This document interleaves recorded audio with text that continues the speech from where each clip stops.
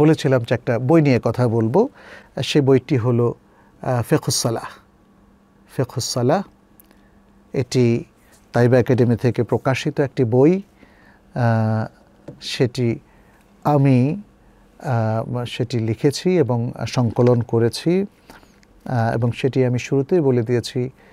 এই লেখাটা এবং সংকলনটা মূলত মদিনা ইউনিভার্সিটিতে অধ্যয়নকালে, যেহেতু আমি সেখানে কুলিয়াতে শরিয়াতে পড়াশোনা করেছি, ফিকহ এর ওস্তাদদের নোট ছিল, পাশাপাশি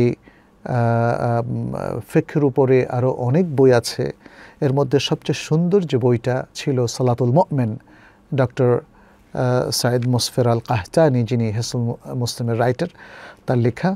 এরকম আরও বই, ডক্টর আব্দুল আযীম তার লেখাও বই, এগুলো সবকে সামনে রেখে এবং কোরআন হাদিসের যথেষ্ট দলিল সামনে রেখে আমরা এই বইটি সংকলন করেছি। এখানে সালাত পরিচিতি, সালাতের বিধান, সালাতের গুরুত্ব, ফজিলত, সালাতের পদ্ধতি, বিশেষ করে রাসূলুল্লাহ সাল্লাল্লাহু আলাইহি সাল্লামের সালাতের পদ্ধতি নিয়ে আমরা বিস্তারিত আলোচনা করেছি এবং সালাতের বিভিন্ন মাসআলা মাসাইল নিয়ে আমরা আলোচনা করেছি। মূলত যারা রাসূলুল্লাহ সাল্লাল্লাহু আলাইহি সাল্লামের হাদিসের আলোকে বিশুদ্ধভাবে সালাত আদায় করতে চান, তাদের জন্য এটা সুন্দর একটা রেফারেন্স বলে আমরা মনে করি। আপনারা প্রত্যেকেই এই বইটা সংগ্রহে রাখতে